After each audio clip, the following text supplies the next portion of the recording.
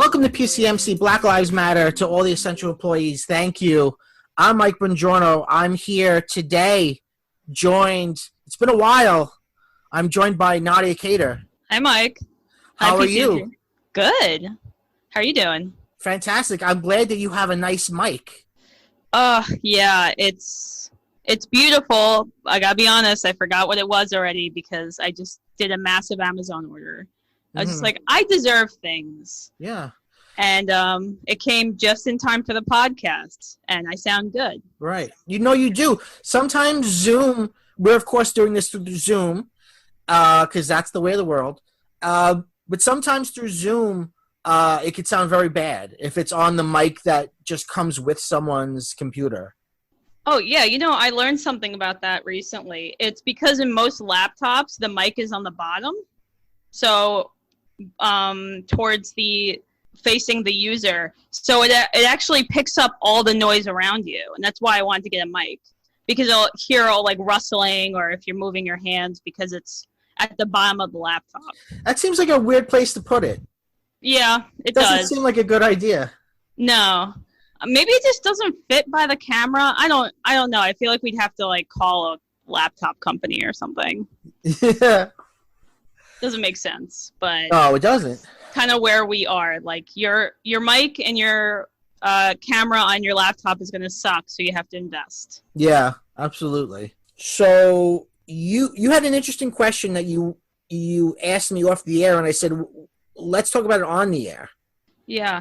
Yeah, so I wanted to ask you, Mike, I've known you for a really long time, and I feel like recently or over the last few years, you became a real whore for Disney. Mm-hmm. So I was just wondering, where did this come from? Okay, so one of the main sort of reasons why I'm more into Disney now than I was is because of my girlfriend, Jen Luttrell. She is a huge Disney fan, Disnerd, and she got me into it. And kind of the way that the kind of weird, circuitous way that I got into it was through playing the video game Bendy and the Ink Machine, which is a sort of horror game that's a parody of 30s cartoons. From that, I kind of got into 30s cartoons and then Mickey, and I actually am not that proficient in Disney movies. Like, I've actually not seen, I was just thinking the other day, like, I haven't seen Cinderella since I was a child.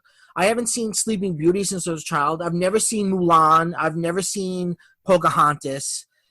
So there's a lot that I haven't seen, but I think as a collector of kitsch, as somebody who likes trinkets and toys and shiny things, I think I like Disney on that level.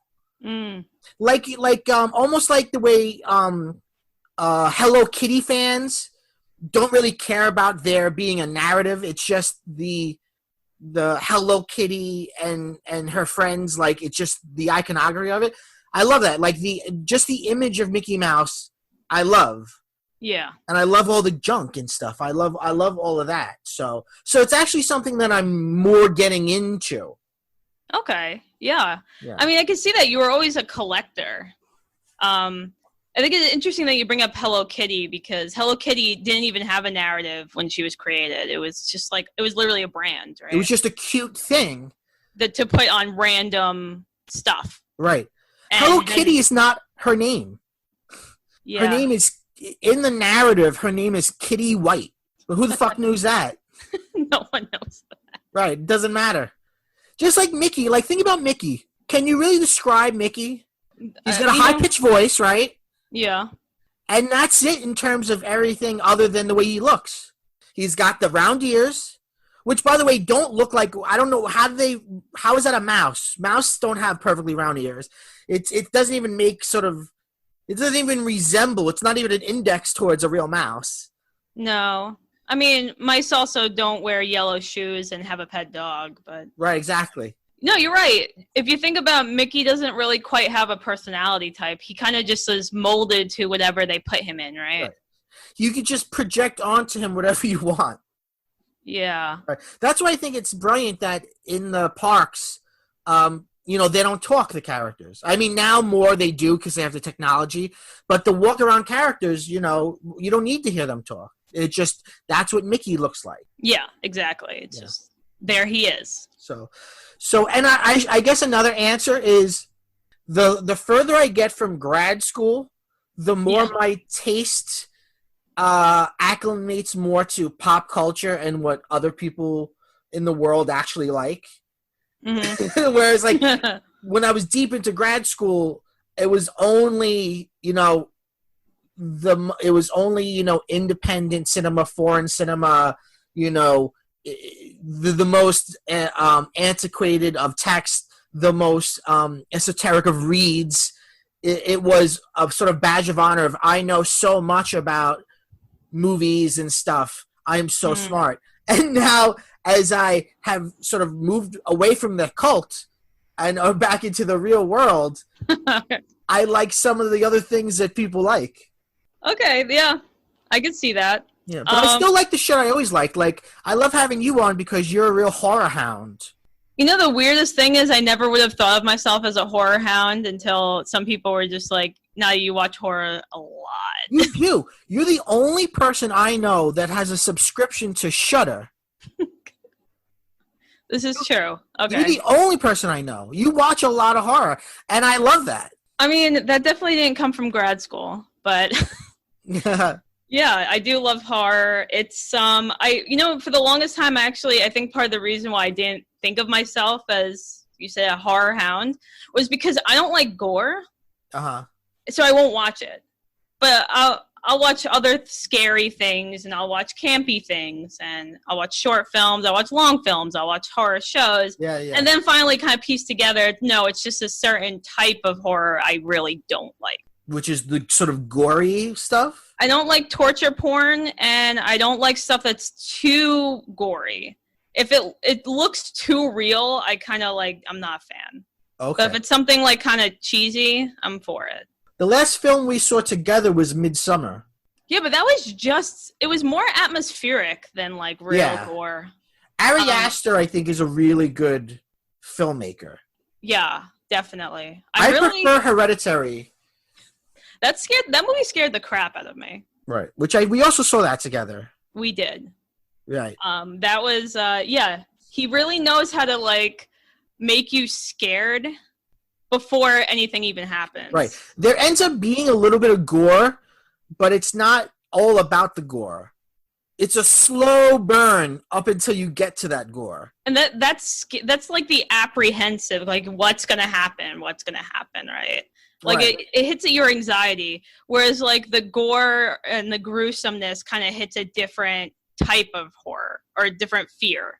Yeah. Like it's just gross. Yeah, but that feeling and anticipation of something happening, that is real.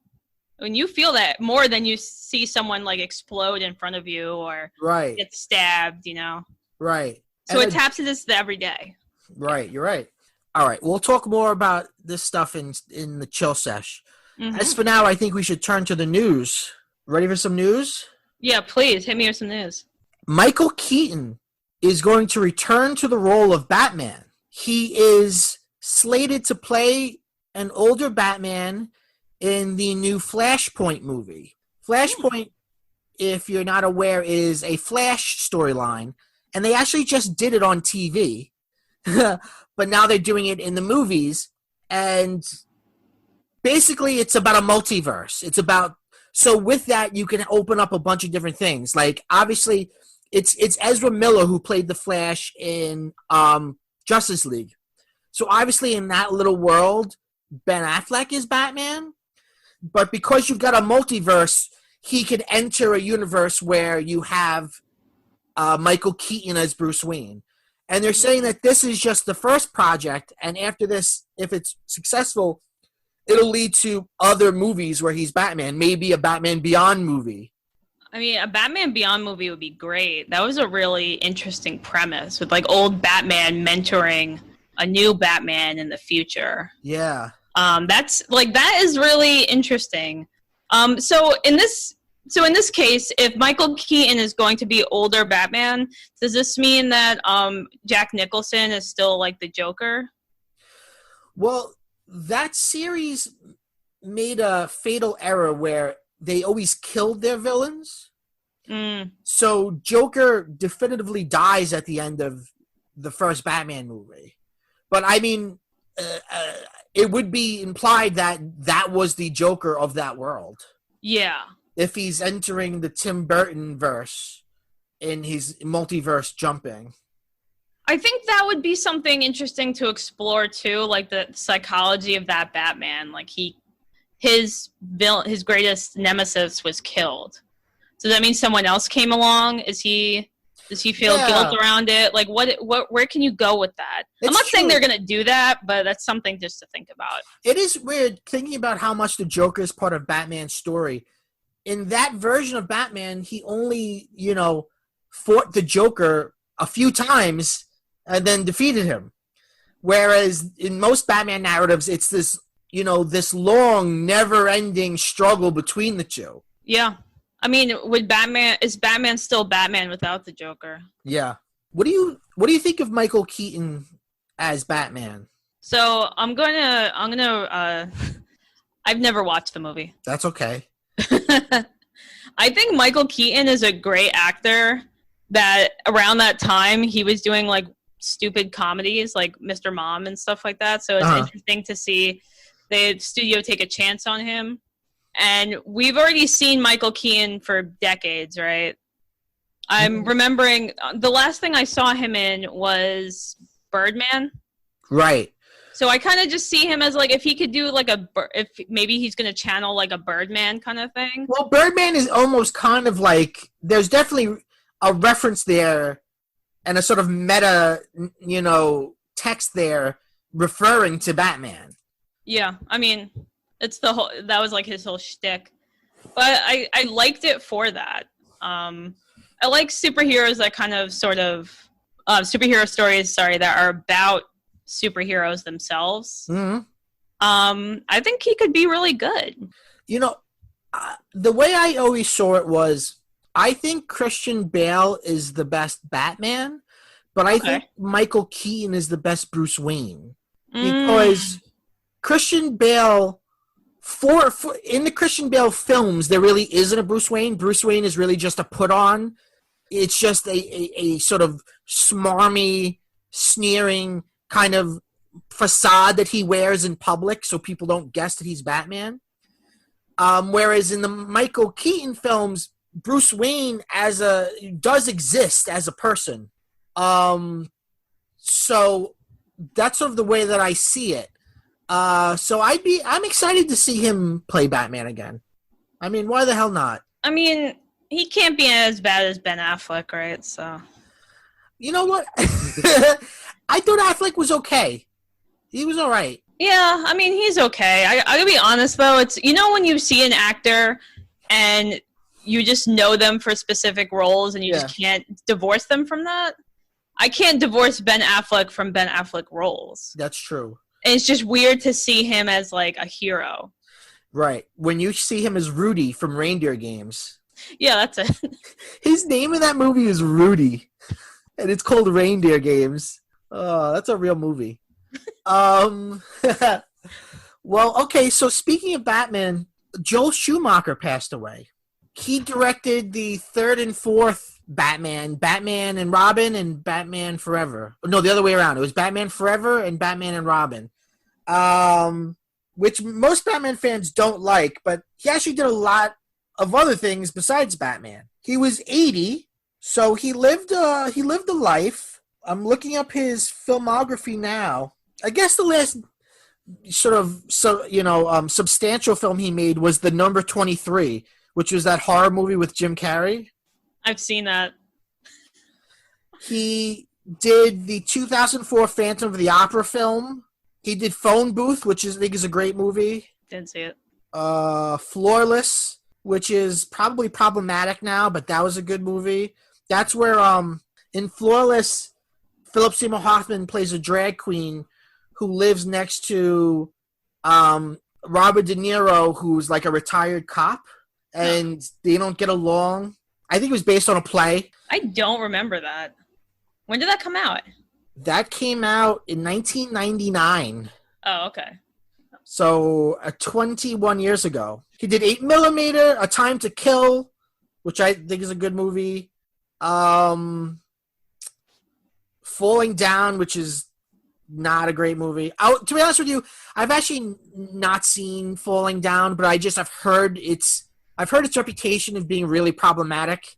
So I'm just gonna forget about that one. The original Flatliners, The Lost Boys, that's a good movie.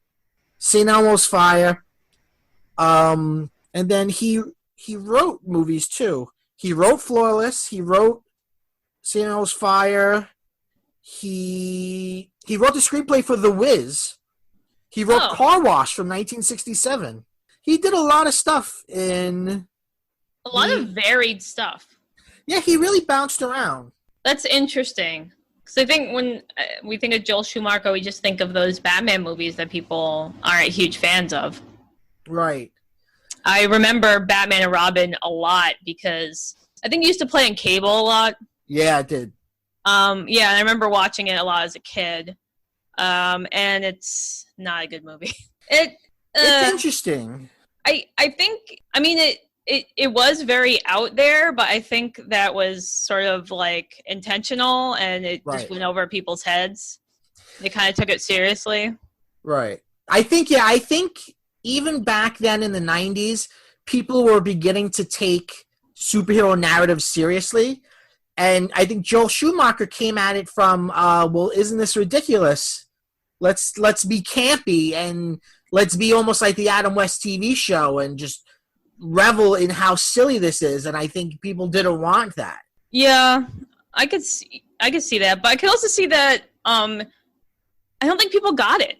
I think that was the big thing. I think Uma Thurman is, if you remember her performance, she's really over the top as Poison Ivy. Yeah. I think like from there you can kind of see where it was going, but I don't know if the rest of the cast really did that. Was that also the same Batman suit where George Clooney had the bat nipples, right? Yes. Yeah. Yes. Which I love. I love what he did with Batman. And then you have Arnold Schwarzenegger as Mr. Freeze, making every line he says is a pun. He comes in and goes, "Everybody chill." It's fun. Yeah. So it is it is weird that that's the number one thing people remember him for, because he did so much other shit. I mean, if he should be remembered for, The Lost Boys.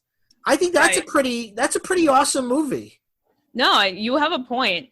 I'm wondering if it's because he had such a varied career. It's just that it's hard to remember people for that. You remember? Right. We remember the auteurs because they've got that strong visual. Oh, you could tell it's them. Whereas he was a director who did a lot of different things. I mean, I think there are things that I think there's queer subtext in a lot of his films. But I don't think that's necessarily something you see visually on the screen. Whereas, you could turn on a Tony Scott movie and immediately be like, this is a Tony Scott movie. Or a Tarantino movie and immediately... Or Tim Burton. I was thinking of Wes Anderson. You watch a trailer. In the first 10 seconds of a trailer, you already know it's a Wes Anderson movie. Right, because you've got Alec Baldwin narrating. You've got some, folk version of a 60s pop song, and you've got yellow lettering, right? Exactly. And you've got that very specific symmetrical cinematography where it's really like a triptych where you have the three planes, everything perfectly symmetrical, so you immediately go, oh, that's him. You have a 75% chance of having a Wilson brother in there. Oh yeah. He uses the same people. Bill Murray will be there. Bill Murray will show up at some point. Yeah, he will. Yeah. Even if you think he's not going to be there, he's going to be there at some point. Yeah, absolutely. Yeah, so, I mean, he lived a long life. I think he lived an interesting one. He definitely has an interesting oeuvre. Yeah. He by the way, what was cool about him is he didn't seem to give a shit about Batman fans disliking his movies really at all. He some people become bitter when they have a failure. And he kind of like was always like, I don't really care. I mean, that probably ties into not caring about making a serious movie in the first place. I mean, it makes sense. He's a grown-up man who dresses like a bat. Why isn't that silly? That's silly. I want you to go to the next time you go to a comic book store to say that out loud and just see what happens. Pretend like I'm a guy who's never seen a comic book before. Just like, why are they all wearing all these costumes? It's so silly. I don't understand. Why is this man wearing tights? Excuse me. I don't understand. This doesn't make any sense. Okay, so next news item. This is referring to something we talked about in the news a couple weeks ago. Disney is going to retheme Splash Mountain. Its theme right now, its theme always was Song of the South, the problematic racist film based on the sort of Briar Rabbit, Uncle Remus tales. An employee at Disneyland started a petition to change it to Princess and the Frog. That's way smarter. And it fits the theme, kind of. But here's the thing. Two things bother me about this. Number one, Disney, in its official press release, is pretending like they were always going to do this. They were like, oh, we've been thinking about doing it, but now we're really going to do it. And number two, they have not mentioned the petition. So you're going to tell me that just apropos of nothing, like, it would be one thing if they said, yeah, we were thinking about changing it. We're going to change it to, I don't know what, some other idea. But the fact that it's Princess and the Frog, the exact same thing that the petition had, like, what are you afraid? Like, why is it a legal thing? Why can't Disney say, yeah, someone who works in one of our parks had a great idea and we took it? Like, why? They don't want to give anyone ideas that this can happen again. Why bullshit and lie and pretend like you were always going to do it? You would have never. This is long overdue. You would have never done it if it hadn't been for the current social pressure to have or to eradicate negative representations in pop culture. No, you're right. Are they going to? They're not going to come out and say some employee at a park kind of convinced us to do it. No, it's not going to happen. You're not going to get it because he might ask for money. Definitely. What I'm curious about is I've never been to Splash Mountain. Did you go? No, because it's scary. Okay. It has a huge drop. The whole thing is it's got a huge drop at the end, and I'm not about that. Okay, that's fair. I watched it from a distance. Okay. But do they have like a cardboard cutout of the singing slave in it? Like what does Uncle Remus theme mean? I don't think. Well, first of all, I've never seen Song of the South. It is available online, and I think through certain bootlegs, but it's not been officially available through Disney for a long time. Yeah, there's a reason for that. So they kind of knew it was trouble. I don't believe. I could be wrong. I don't believe Uncle Remus himself is represented. I think it's just the animal characters and the song Zippity Doo Dah, which is a song Uncle Remus sings in the movie, which, by the way, won an Academy Award for Best Song. Oh. Zippity Doo Dah. Zippity Doo Dah, Zippity Day. Yeah. I only remember that. When you think about that, right, you can see Zippity Doo Dah, it just sounds like it's nonsense talk. You can see even their problematic leanings. I don't remember any other part of that song, do you? It's just like Zippity Doo Dah, Zippity Day, my oh my, what a wonderful day, or something like that. Sunshine coming our way. Well, it's about him talking about how great it is to be a slave. Well, I'm so happy to be a slave. Zippity Doo Dah, what a wonderful day. Being a slave is just a bowl of cherries. You know what I mean? That's the thing about Uncle Remus is he's the ultimate character of like, I love being a slave. Oh, I'm so protected. I love it. Let me tell you a tale. Even the uncle thing is kind of like... Yeah. Everything about it is weird. So, I mean, this is good. I'm glad that they're changing it. Some people are upset. And there's some Disney fans that are upset. I'll give them the benefit of the doubt. Because some of them are saying, no, it has nothing. It's a good message that we're changing it. But I just love... something about there are some Disney fans, especially with the parks, that they hate any change. Yeah. Which is really weird and antithetical because Walt Disney was always about change. Like he said, Disneyland will never be done. Like Walt Disney's whole thing was you have to keep changing it. Like that's the whole point. So he's like a businessman. He knows that you can't just continuously feed the same product. Right. So he understood that. But you also have to look at a lot of Disney, especially now, it's all on the nostalgia thing. Right. That's true. Where the money comes from, is parents, of children, and also, honestly, people like you, Mike. It's like 30-year-old people that really just like the iconography. Childless millennials. Yeah, childless millennials. And Disney really pushes hard for that nostalgia thing. They know that's where money is. Oh, yeah. So that you're kind of coming at these like 2 points, right? It's the Disney company does not want to change it so that there are no future problems or any like strict kind of, pushback. Mm-hmm. But then you have fans who are like, but this is how I remember it and I want it to stay this way. Yeah. But I feel like Disney's hands are really tied. There's no excuse. It's long overdue. I think one of the reasons I think it lasted this long is that Song of the South is not out, and it's not called Song of the South Splash Mountain. It's just called Splash Mountain. I would wager that a good large percentage of people who ride the ride don't even know that it's based on that film. I mean, probably not. That's probably why they got away with it for so long. Yeah. I mean, maybe also there's what Disney films. I mean, you say they're going to change it to Princess and the Frog because it's based in Louisiana. Yeah. So that kind of like fits. But can you think of any other Disney movie that would fit? Like, I don't think they ever had like a kind of Southern princess, right? Other than Princess and the Frog, no. I mean, it could you could make it like Jungle Book, I guess. Do they have a Jungle Book ride? No. That's weird. I feel like that would be a really good roller coaster ride. Well, until this year, there had never been a Mickey Mouse ride. So there's a lot of obvious things that aren't there that you would be surprised aren't there. Oh. Huh. What's the Mickey Mouse ride? It's called Mickey and Minnie's Runaway Train. Oh, Runaway Railway. It just opened. Oh, okay. It literally was open for like 3 weeks before the pandemic and then closed. Yikes. All right.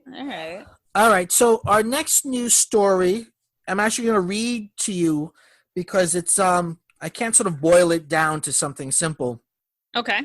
Former employees, I'm reading this from Polygon. Former employees accuse Cards Against Humanity of a racist and sexist office culture. Co-founder Max Temkin has stepped down following these accusations. This is written by Nicole Carpenter. Cards Against Humanity is a, quote, game for horrible people. That's their logo. It says so right there on the box. The comedy card game works the same way as the game Apples to Apples, but with far more lewd jokes about politics, pop culture, sex, and so on. Before it was a Kickstarter success, Cards Against Humanity was available for free, DIY style, on a website. 10 years later, it's the flagship title for a multi-million-dollar game company. But as the game has grown from a lark designed by a group of friends into a large and lucrative business, Cards Against Humanity employees have been speaking out about why it's challenging to work for a company that made a game for horrible people. In the past few weeks, multiple former employees of Cards Against Humanity, the company, by the way, has the same name as the game, have shared stories on social media with Polygon about what they characterize as a racist and sexist company culture that disproportionately affected Black employees. Sexual assault allegations against co-founder Max Temkin have reemerged too. Now Temkin has stepped down from the company and will no longer interact with staff as of June 9th. Temkin remains a 1/8 shareholder but will not receive a salary. A few years ago, we reduced Max's managerial duties. This is a quote from the company. A few years ago, we reduced Max's managerial duties in response to complaints from staff. but it is now clear that we did not fully appreciate the severity of the problem. The spokesperson told Polygon via email, "We are incredibly sorry and we know our apologies are not enough." Polygon spoke to 21 former employees and contractors and 8 other colleagues with knowledge of the company and its culture, which they described as having been perpetuated by members of the company's leadership in ways that trickled down throughout the office. Many of the people we spoke to wished to remain anonymous in fear of retaliation or because they'd signed non-disclosure agreements, and pointed to co-founder Temkin as a harbinger of the culture. Several employees described having been fired for confusing or unexpected reasons shortly after raising concerns about discrimination at work. Multiple former employees told Polygon that the lack of human resources department was an open joke made in the office. Often people of color, queer people, and women specifically, black women and non-binary people at the company, these were the most valuable workers. Cards Against Humanity issued a statement on the allegations. Some of these accounts are true, others are not, and a few we are continuing to investigate. Multiple former employees told Polygon that Cards Against Humanity specifically hired a diverse team of writers to vet old cards and write new ones. However, multiple sources told Polygon that the partners wanted to minimize the role of the writers publicly, creating the image that the founders were still the primary voices behind the cards. Let's see. Have you ever played this game? I have. It's, I'm not surprised, honestly. It gets old fast. It gets old really fast. And I kind of don't like the humor that much. Because sometimes it can be pretty good, but some cards are really raunchy, and it just feels like I'm, I don't know, in high school or something. There have been multiple cards removed from the game. There was a card that said date rape, a card that said surprise sex, a card that said not giving a shit about the third world. Another article or an interview written by an African-American employee from Cards Against Humanity said that some trouble brewed in the office when one of the original writers, who's white, wanted to use the N-word in a card. And he argued against it, and it became this whole culture of them being like, oh, what's wrong with you? Like, basically treating him like he's crazy. I laugh because it's like sometimes people are so cartoonishly racist. It's just shocking sometimes. And that's unreal. Yeah. Yikes. I haven't played it for a long time. It's basically like a party game for people who don't really like other games. Like It's very edgelordy. It's very like, oh, look how fucking edgy I am. Really, let me put a bigger, blacker cock card on. Right. Throw everyone off. It's fine. It's not great. It's not fine. It's actually, I think I'm not sure. I think the card in question, it actually said, quote, saying the N-word. So it said N-word, not the actual N-word, which we're splitting hairs at this point. Well, this comes to an interesting thing, which is, I'm sure a lot of the people who made these jokes would say it's satire or ironic, or part of what makes it funny is the implicit shock factor. Yeah, and the implicit acknowledgement that it's wrong. That's not how satire works. That's no, you're just I think there's a fundamental misunderstanding between being racist and saying it's satire versus actual satire. It's really like the Tina Fey excuse I like to use. Like if you watch older episodes of 30 Rock, there are some really questionable things that she wrote as kind of like a ha-ha, I'm making a joke about being a terrible white person, but you kind of are you're still being a terrible white person. Like, this doesn't change that.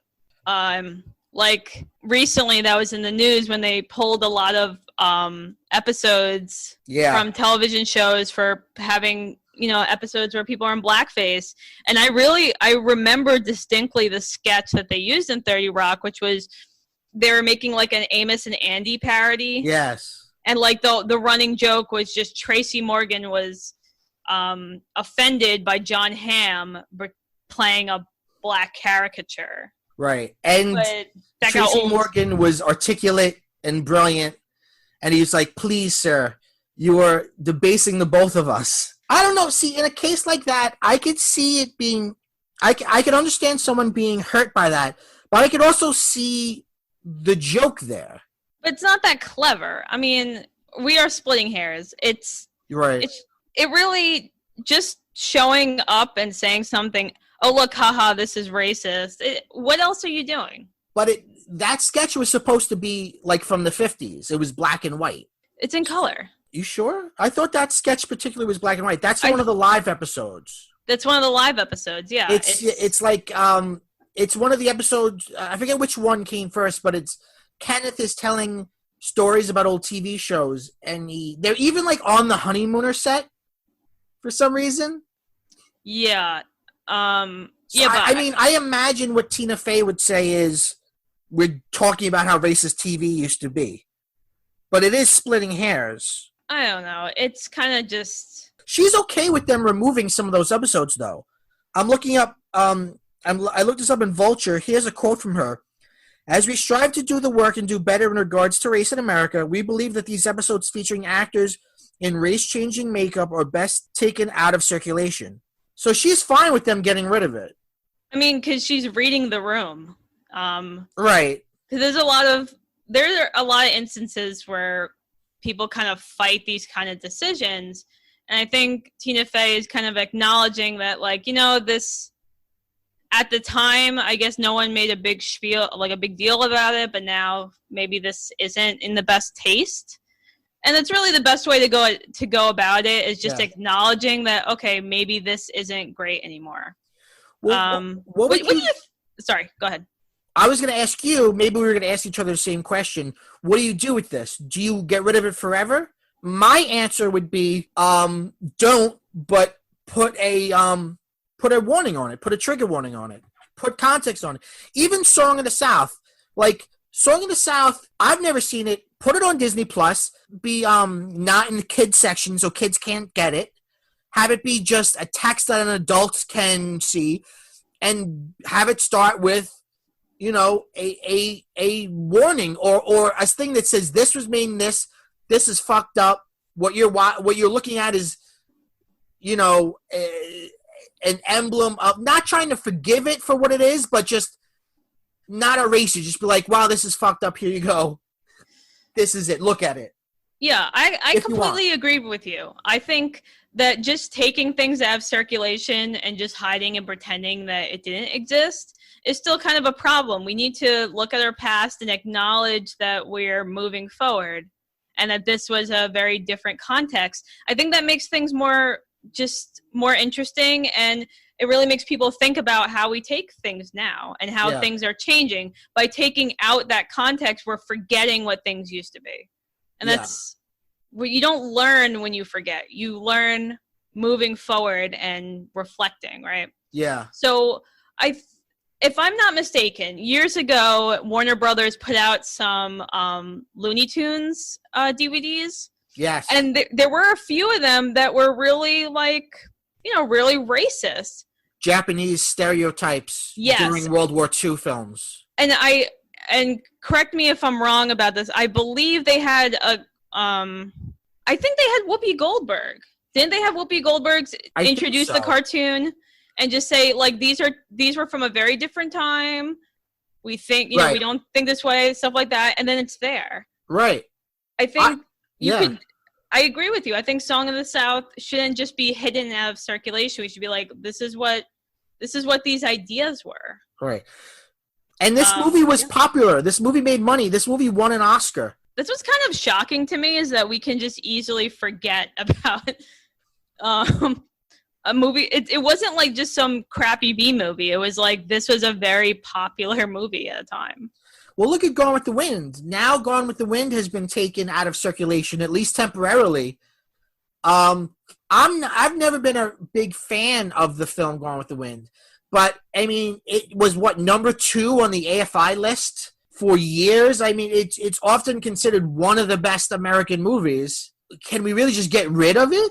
Can we just pretend it didn't happen? I don't know. No. I mean, it's bizarre. It's a bizarre version of understanding the South. Yeah. You know. Yeah, I think you're right. The best way to do it is to just have a disclaimer. It's just like, this is from a different time period. There's something that may be offensive, and just this is what you're getting into, these derogatory kind of depictions, and whether you choose or not, choose to watch it or not is up to the discretion of the user. Right. Yeah, I would say. Sorry. But Disney Plus, for a major streaming platform, I think has been really disrespectful to its own text, because it has been fucking with a lot of stuff. Recently, the movie Splash, which was a Disney movie, in the original film, when Daryl Hannah returns to the ocean, you could see her butt. But Disney used CGI to extend her hair so you're covering her butt. Oh. I mean, so it's like, as they're putting things on Disney Plus, they're censoring them. And this was a Disney film.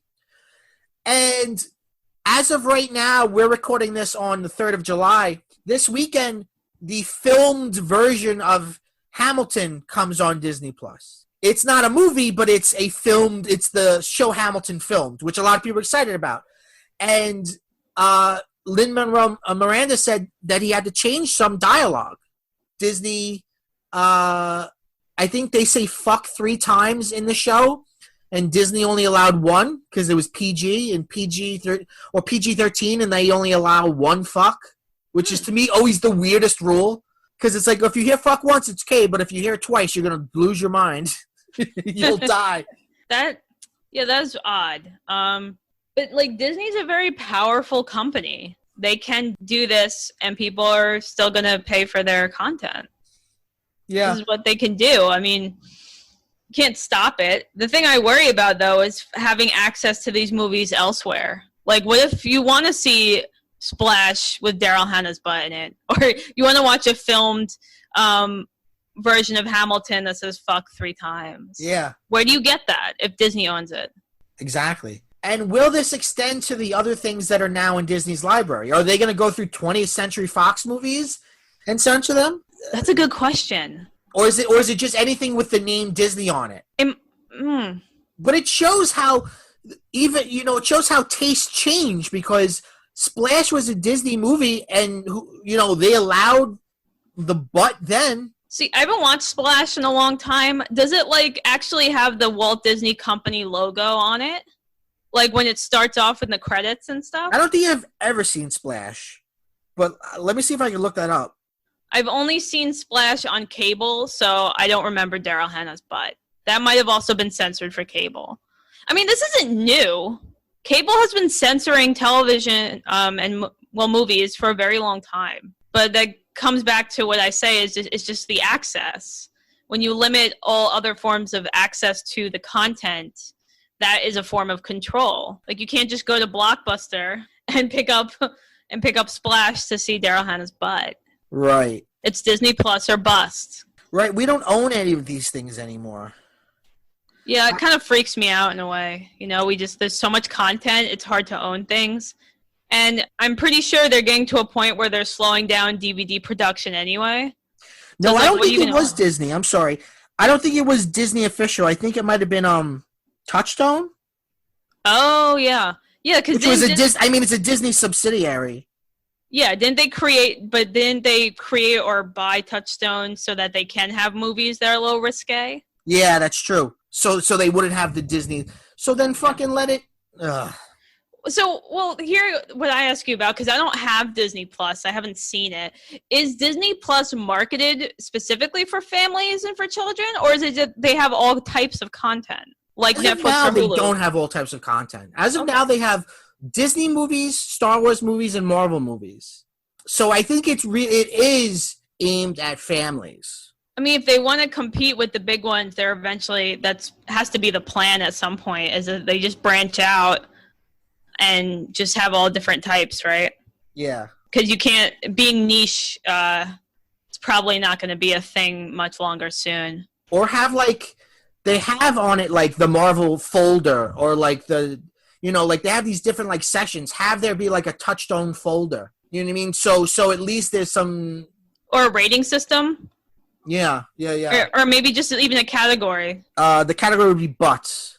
Yeah, butts. What do you want to watch tonight, honey? I don't know, like a movie with a butt in it. Well, I've got just the film for you. All right, let's move over to the trailer corner.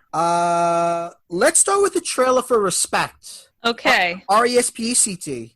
I mean, is that what they're calling the movie, or it is called Respect? It's called Respect, but I think we should call it RESPECT. That's a lot of syllables. Yeah. It's the biopic of Aretha Franklin. I don't know what to say about this. I mean, if you're an Aretha fan, I bet you're really excited. I think Jennifer Hudson's really good. She obviously sounds great. Yeah. Aretha Franklin picked her while she was alive. Wow. So she said, "I want you to play me." You know, don't fuck it up. Right. So, and the music's really good. So whatever. But all that said, we've seen there's a sort of standard biopic formula, you know, from the Johnny Cash movie to the fucking Ray Charles. You know, we've seen it. You know what I mean? We know, you kind of know exactly what it's going to be before you see it. Yeah, that's why I was kind of like, you know, I'm glad, because Aretha Franklin does deserve a biopic. Right. She had such an incredible career.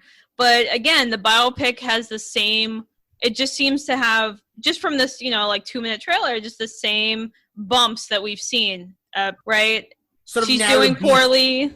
It's like, it's the same stuff. We get maybe a little bit of early childhood or something.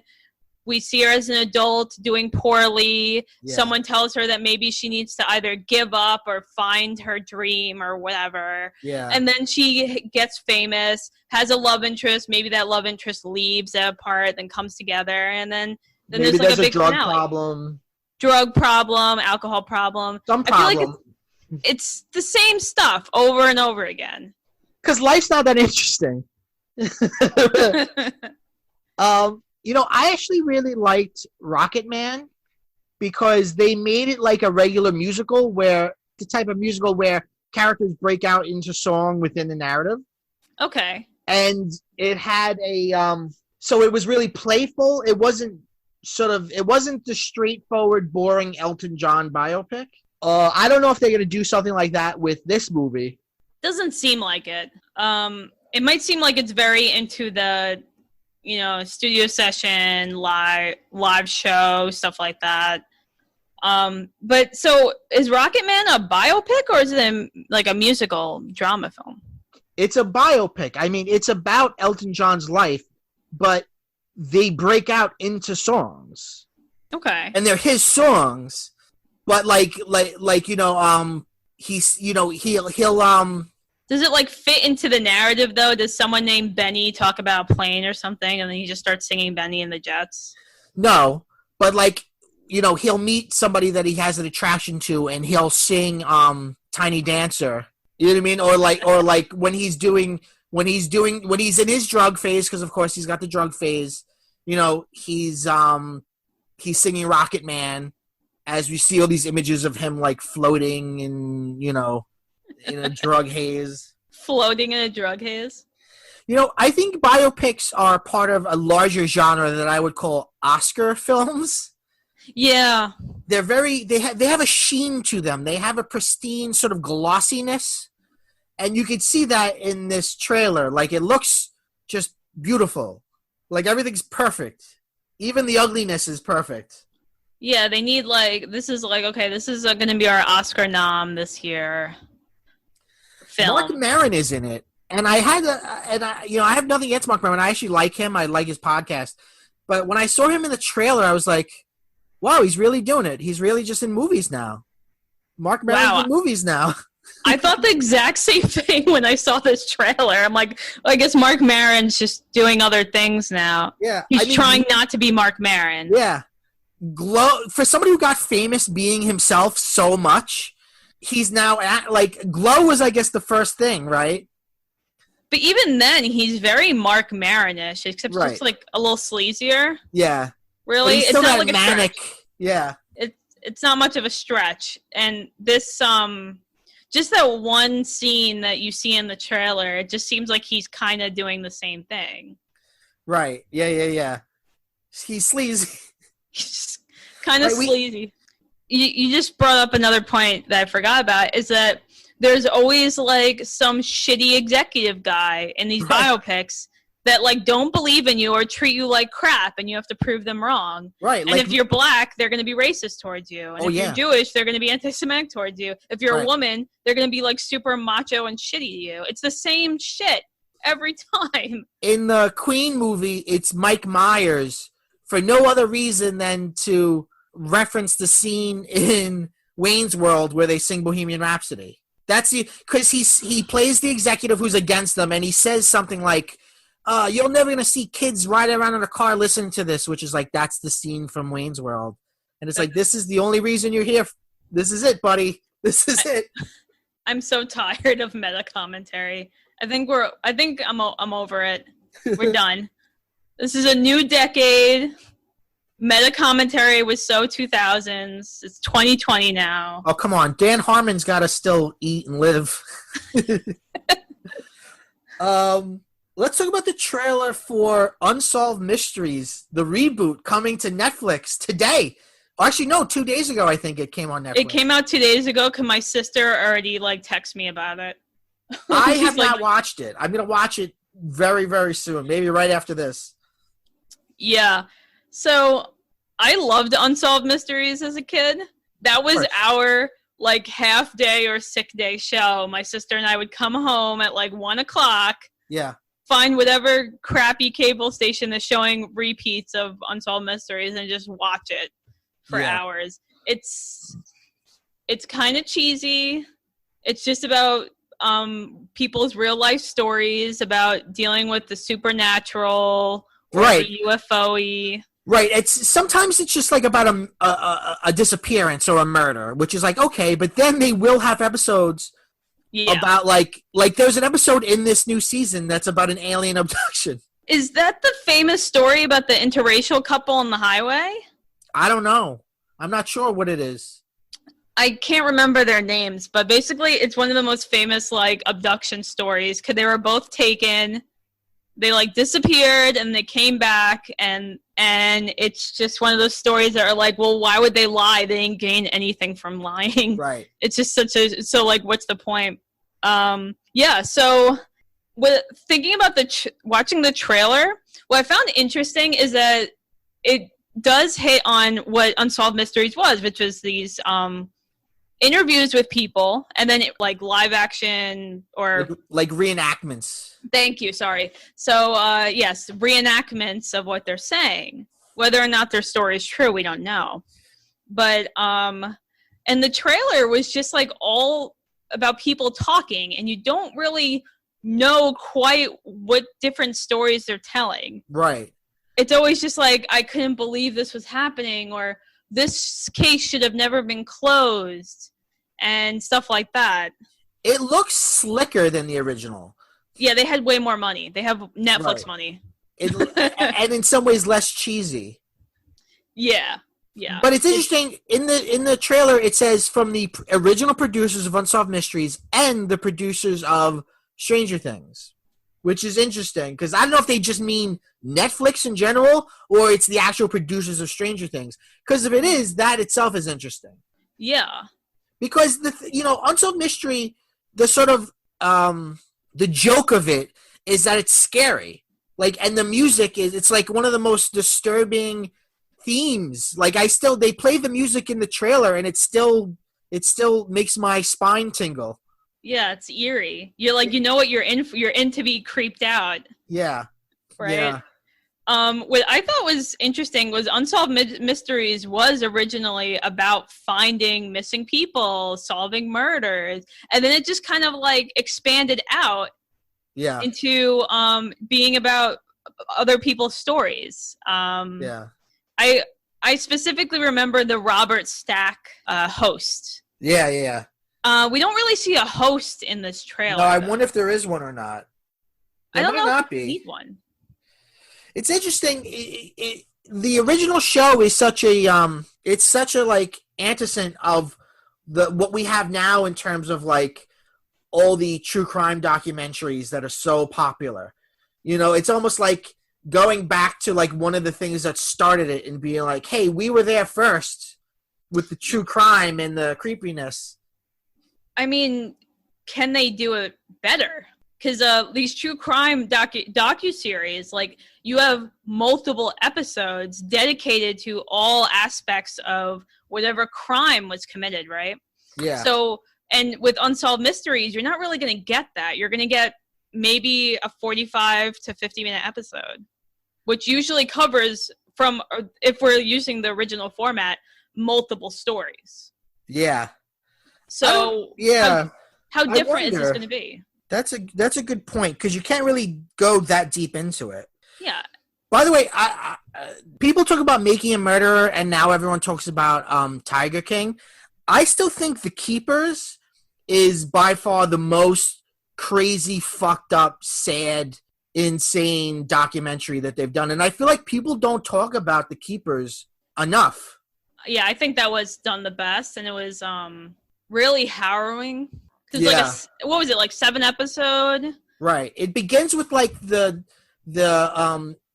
murder or disappearance of a nun, but then we realize they get into like all the crazy shit going on at the school she worked at, and like by the end it's like implicated the Catholic Church in like insane like child abuse and like and cover-ups, and it's and the wild. Baltimore Police Department. Yeah. As one of the most corrupt police departments in the country. Yeah. So it really like runs the gamut there of just like all these things. So I just wonder how Unsolved Mysteries is going to survive in this new time where we binge things and we like eat up all the details. Well, it's not a full like season the way a network show is. Like, I think there's only like 10 episodes. So they might dive deeper into each of their, because at the end of the trailer, they show you the 10 names, almost like giving you the titles of the episodes. So it seems like they're being more precious about, the work being done on these particular stories. Whereas I imagine the original series had to have at least 13, if not more, when it was on. Yeah.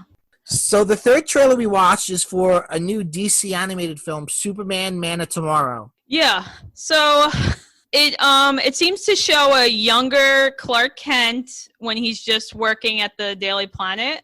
Mm-hmm. Though I was kind of confused about it because at first it kind of seemed like it was going to be, in this trailer at least, where it showed like before he was the Man of Steel, he was the Man of Tomorrow. The Man of Tomorrow. But then in the trailer, someone asked him, what does the S mean? He's like, it stands for Superman. So I'm like, right. Okay, so he already had the identity? Like, yeah, what?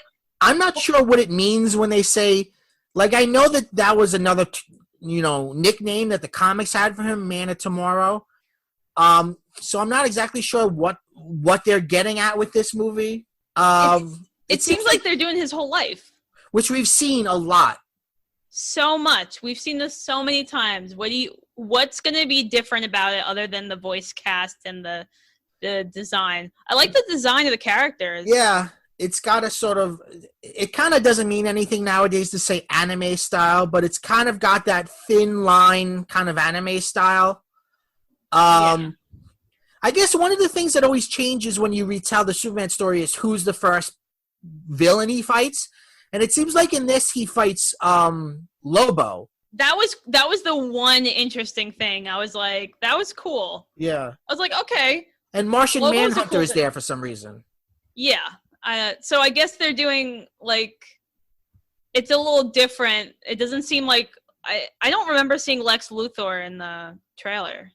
Do you? He's not in the trailer, but I think he's in it.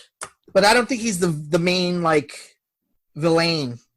There's so many, like, Superman has been around for so long, and I feel like I keep getting to this point with various superheroes.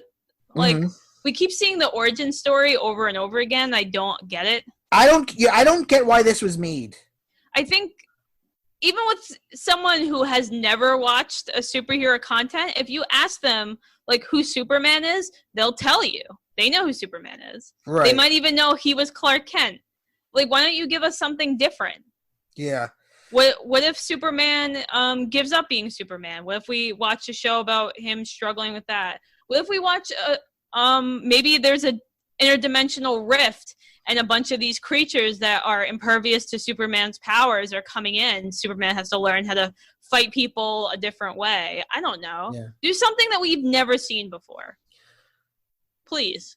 But, you know, I have to admit, as a Superman fan, even though I've seen this a million times, I like it. I like hearing this story. I like him on the farm. I like him with the Letterman jacket. I like the Smallville. I like the parent. I don't know why. I should be bored with this narrative, but I'm just not. I can only apologize for it. I don't know if I would recommend this to anybody other than people who love Superman. Yeah. It seems like an interesting anecdote from the deviations that came from Man of Steel. Right. I like the idea of Superman a lot. I actually really used to love Superman, like in high school and stuff. But and he's also a great antidote to like the really gritty superheroes and Batman and darkness, because Superman was never really that dark. I also love the him being from a rural community. Yeah, that's very different. So I like those aspects of him. Yeah.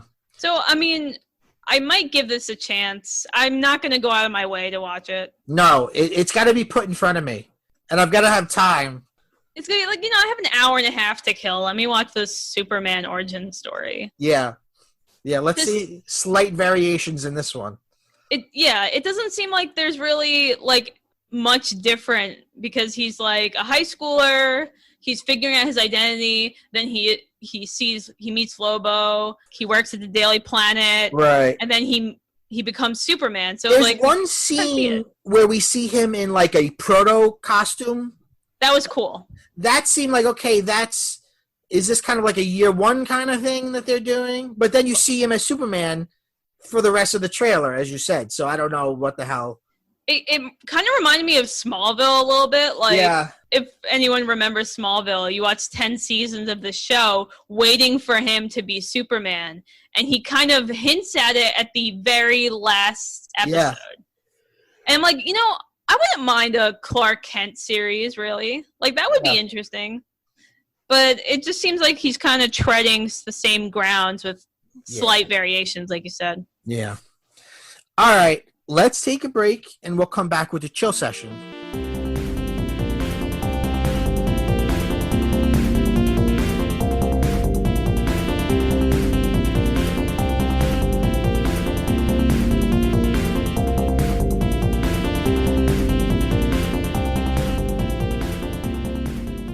Welcome back to PCMC. So if you're new to the show, this is a podcast about pop culture, movies, video games, TV shows, cartoons, toys, movies. We come out every Wednesday, and this podcast is available anywhere podcasts can be found. You can follow us online, Pop Culture Man-Children on Instagram, at PCMC Pod on Twitter, and announcing for the first time, at PCMC Pod on TikTok. That's right. I'm on TikTok now. Whoa. I'm as surprised by it as you are. Do you do TikTok? No. You don't even watch them? I'll watch them if someone sends it to me, but I don't have the app or anything. I watch them, and now I make them. Interior Crocodile Alligator. I drive a Chevrolet movie theater. Nadia, this is the chill sesh. This is the shesh where we chill. What have you been watching and reading lately? I've actually been in a reading lull lately. I joined a book club, and that kind of like, when I'm not reading for book club, I'm not really reading anything in general. So you took something you loved and you made it into work? Yeah, I mean, I like what we've been reading so far. The last book we read was Samantha Irby's Wow, No, Thank You. I read that too. Yeah. What'd you think of it? I liked it. I think she needs an editor for the first couple of essays, but everything else was kind of fun. You know what's funny? When I read her, I'm a cisgendered white heterosexual male, and she is an African American bisexual female. Yet I feel like everything she writes, I'm like, yes, me too. I so identify with her, just her gestalt, just her fucking her severe anxiety. Yeah, and her sort of kind of like ness with the universe. I'm like, yes, me too. You are my spirit animal. I love her. Yeah, I was that was my choice for book club. It was my turn to choose. And I was a little worried because I wasn't sure if everyone was going to like her because they never read her before. But overall consensus was this was really good. She's funny. She's genuinely funny. She's a genuinely funny person. I love her talk about writing that episode of Shrill, the fat woman pool party thing. Yeah. It's actually the best episode of that series. I've never seen Shrill. I like it a lot, but I feel like sometimes the main character makes terrible life choices. Sure. And at first you're not really sure. So she kind of she's this bigger woman and she deals with a lot of things that you don't get to see on television before. Uh-huh. Like she goes to a conference and she forgets to wear shorts under her dress. Mm-hmm. So she chafes. And that's something that she brings up. Her mom tries to hint that she needs to lose weight, so she kindly convinces her to eat these these version of lean cuisines on the show, and it feels very real as someone who struggled growing up. I've never seen anyone do that on television.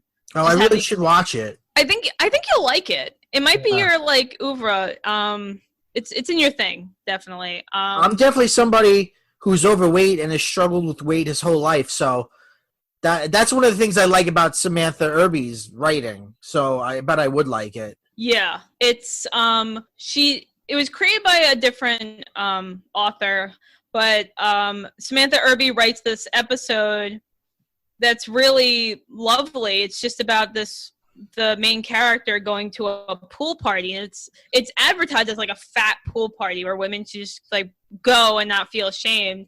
And you watch the scene and there's all these bigger women just enjoying themselves, and they're lounging in the pool and they're dancing and they're just having a good time and not thinking about what they look like in swimsuits. And it's just something really refreshing.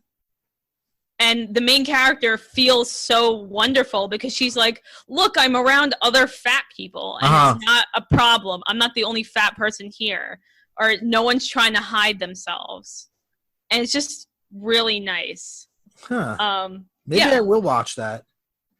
It's a pretty short season. It's only 8 episodes. They have 2 seasons right now on Hulu. Mm-hmm. The main character is a journalist, lives in the Pacific Northwest. So kind of some Oregon, I think, Portland, Oregon. So there's some stuff that it's a little different than what we grew up with, but it's pretty good writing. But yeah, I like Samantha Irby's book, but after reading it, I kind of have not been able to read a real book. Tell me about this book club. So this is a COVID creative book club. My partner Danielle really wanted to get back into reading, but she wanted to create a book club where she could just talk about books with her friends. So she put out feelers, and I joined because we're already in the same apartment, and I'd also like to read things that are outside of what I normally read.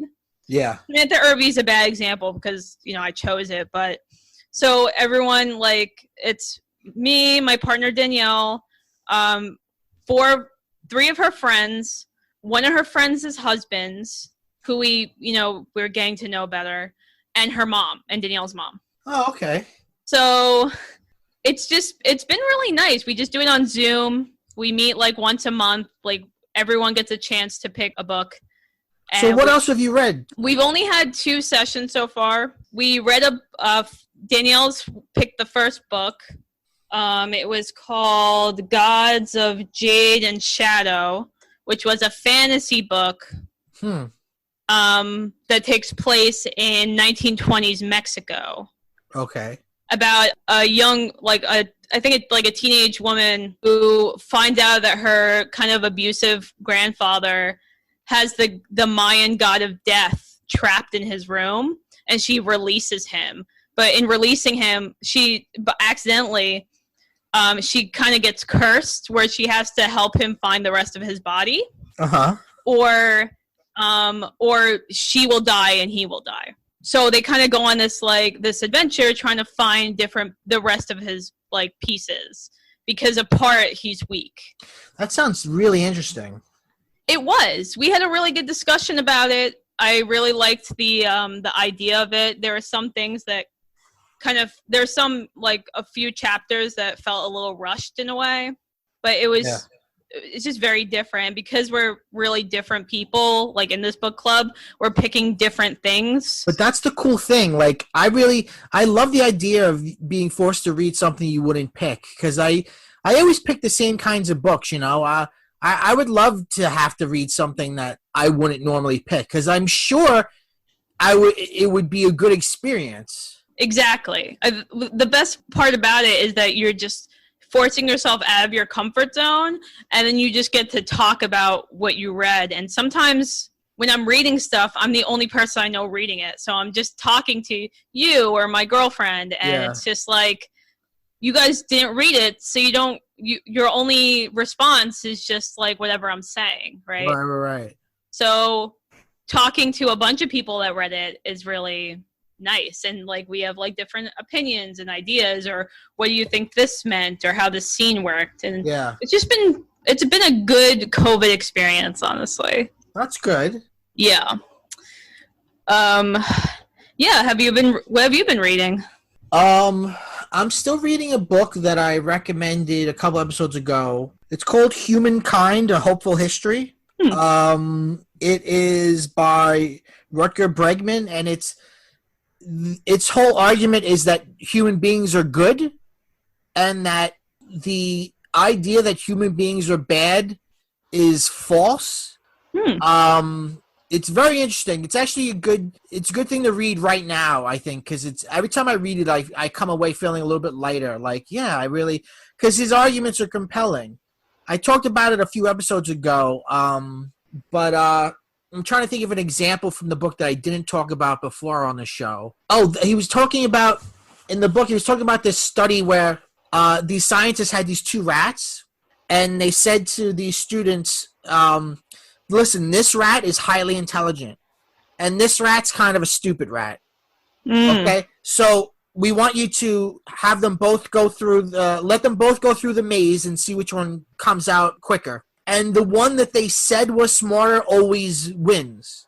And they figured what it was is because they said they were more intelligent and more important, these students handled them with more care.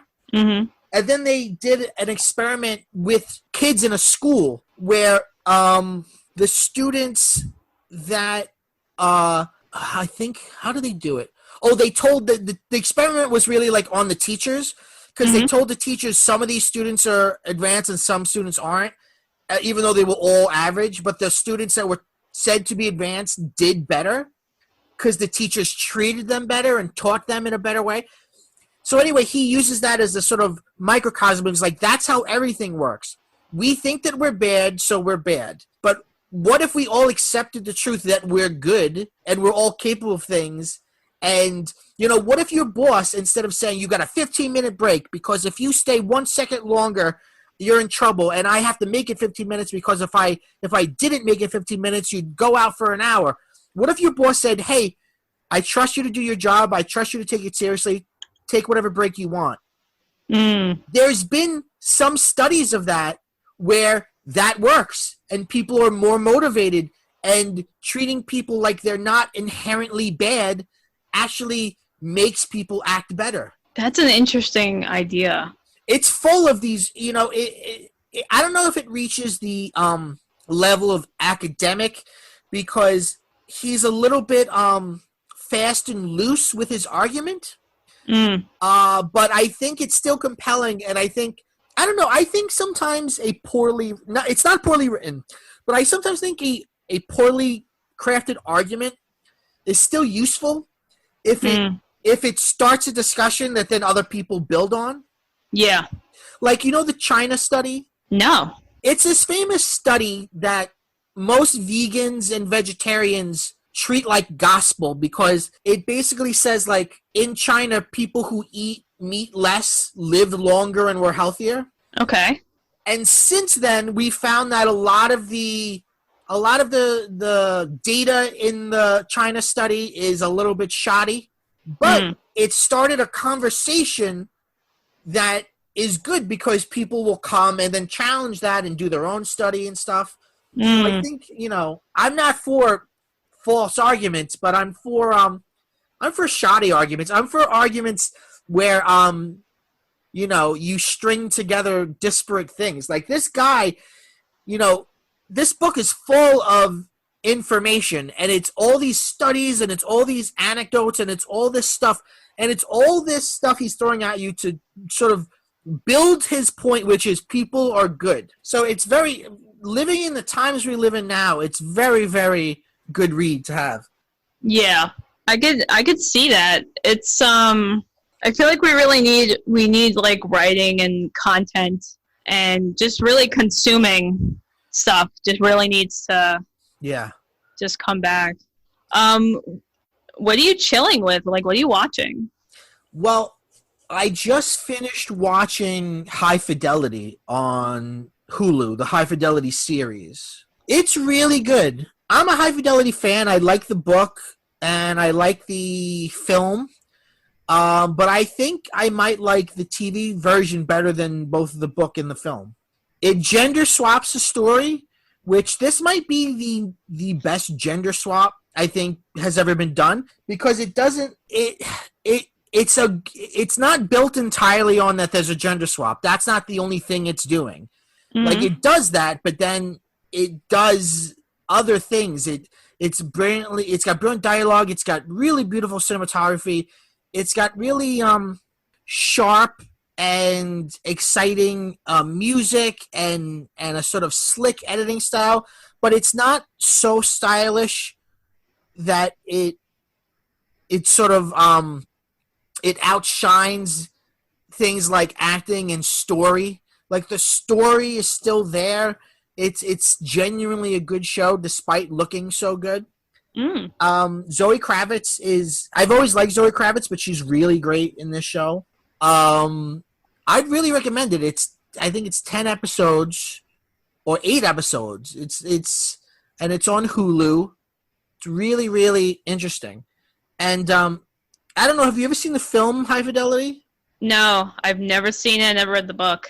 Well, what's interesting is Zoe Kravitz's mother, Lisa Bonet, is in the film as a different character. The film was like 20 years ago. The book takes place in England, and it's about this guy who he's obsessed with music, and he's constantly like making lists of like top 5 artists, top 5 jazz albums, top 5 whatever. And he makes like a top 5 list of like the biggest heartbreaks of his life.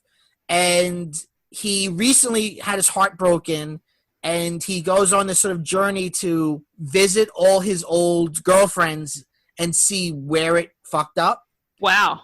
And he owns a record store. The movie basically the movie's the same story, except it brings it to America. I believe it's in Chicago in the movie. In the show, it's in Brooklyn. And it's the same thing. Zoe Kravitz, she even has the same name, Rob, but in the show, it's short for Robin. She owns a record store, and it's really it's very similar to the book. It's a lot of the same beats, but done in a different way. And I think I actually think gender swapping it takes some of the more, I won't say problematic, but I'll say like unsavory stuff from the original narrative and makes it more palatable. Because when a guy is overly clingy towards a girl, that could be more awkward than a girl being creepy and stalky towards a guy. Mm. You know what I mean? So, like, whereas in the book and the original movie, he's lamenting over this girl and it's obsessive, and I think nowadays it wouldn't be a good look. But when it's, beautiful Zoe Kravitz, it's much more palatable. It also sounds really adaptable, too, because you just said, like, the book is in England, and then the movie's, like, Chicago, and now the series is in Brooklyn. Mm-hmm. It's a very human story. It's just, like, reflecting and finding out what went wrong in a romantic relationship. Yeah. The book is by Nick Hornby, he's credited as an executive producer on the show, but that might mean nothing. That might be something in his contract early on where, like, if they ever did a show, he got a credit or whatever. And because it's got this, also has this focus on music, like High Fidelity is a reference to, like, a record player, a phonograph. There's a lot of good music in the show, in the soundtrack. Do you think we're ever going to get to a point where, because right now records are still kind of big, but it's really more because they're novel, right? Do you think we're going to get to a point where it's not going to be novel anymore? And people aren't going to, like, own record stores? Because I wonder then where would this show go from there? Because our media is very digital now. Well, you're right. In one sense, the fact that she owns a record store, it makes you go, how could someone in their 20s own a store? Right. It's money. Impossible. But family money. Well, I think we were talking earlier about Disney and nostalgia. Records have a sense of nostalgia, but also people argue that records sound a certain way. There's a certain aura to the way records sound as compared to digital, because you're beginning to see more nostalgia for VHS, which, unlike records, there's not really you can't make the argument that they look better. You know what I mean? Yeah. VHS does not look as good as digital video, yet you're seeing more people collect them now. And I think it's the covers that they're collecting. Right. I mean, those were some great covers. Oh my God, VHS? Come on. Yeah. What a time. Do you still have any VHS left? I don't. I found at the bottom of a closet recently a couple of VHS from the late 90s of Abbott and Costello movies. That's fun. But I don't have a VHS player. But yeah, I already collect enough stupid shit, so I wouldn't do it. But if I did have endless space and endless money to piss away, I would totally collect VHS. I would try to find rare old ones, like old VHS, because they were beautiful. Like the VHS. We both read Paperbacks from Hell, right? Yeah, that was excellent. It's kind of reminds me of like the cheesy paperbacks of like the 70s and 80s. It's like the really outlandish visuals. Like, because think about like horror movies. For a lot of those horror movies, like Ghoulies, when you think Ghoulies, you think of the little ghoulie coming out of the toilet, which I don't think even happens in the movie, but it's on the VHS, and therefore it's like some of those VHS covers are burned in my brain, like the Return of the Living Dead VHS cover. Mm-hmm. Does that one come to mind? Do you remember that one? That's not the one with the hand, is it? No, that is... Oh, fuck, what one is that? Is that House? I think that's House. Oh, okay. Or what about Fright Night, where it's like a vampire face in clouds over a house? Well, it was like... It's like poster art, right? It's just like they hired someone... Because, and I think it's because of the video market, a lot of these like horror movies were crappy and terrible. So you had to market them in the way, and the best way to market them is now we think of a store that rents tapes. We would think of Blockbuster or maybe even Hollywood Video. So like that cover is what's going to grab you to pick up this movie you never heard of. Wait, can you see this? Yes. Okay, I remember that. It's like two punk zombies in front of a gravestone, and graffitied on it is Return of the Living Dead. That's great. Oh my God. Just seeing this brings me back. But no, you're right. Like, this was before you could go on. This was before the internet. There wasn't YouTube where you could go look up trailers. Some of these movies, if you didn't catch them in the theater and you didn't catch an advertisement in the newspaper or perhaps on TV, you might not know these things at all. And it's like the image jumps out from the VHS, shelf and grabs you. I think back, a lot of people are nostalgic nowadays for Blockbuster, but even that was like a large corporation. I think back to the earlier days of like the mom and pop stores, like the ones that had like the back room through the beads. That was like the dirty porno movies. Like those are the ones where they had no fucking rules. Where like I could go in every day and like rent a Nightmare on Elm Street or every Friday the 13th movie and be like a 10-year-old kid, and they're like, here's Friday the 13th part 3. Enjoy it, little kid.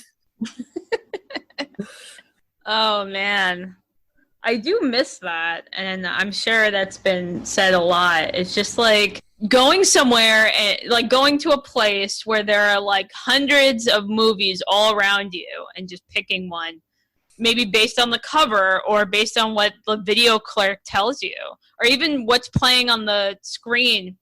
Because all those video places always had a television in the corner. Yeah. Or like hanging from the ceiling that was just playing whatever. Yeah. On a loop. Sometimes they'd have like pinball machines, which was excellent. That was always super fun.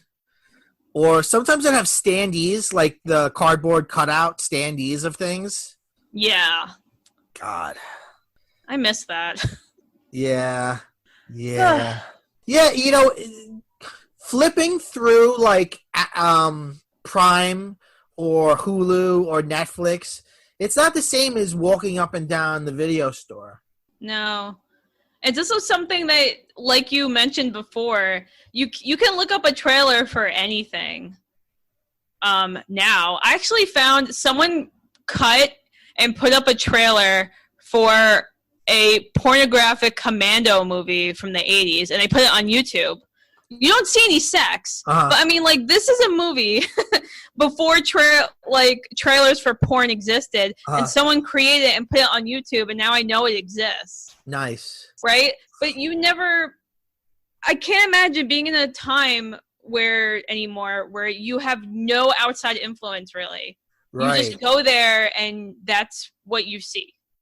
Right. You just walk. You've got a title and maybe an image.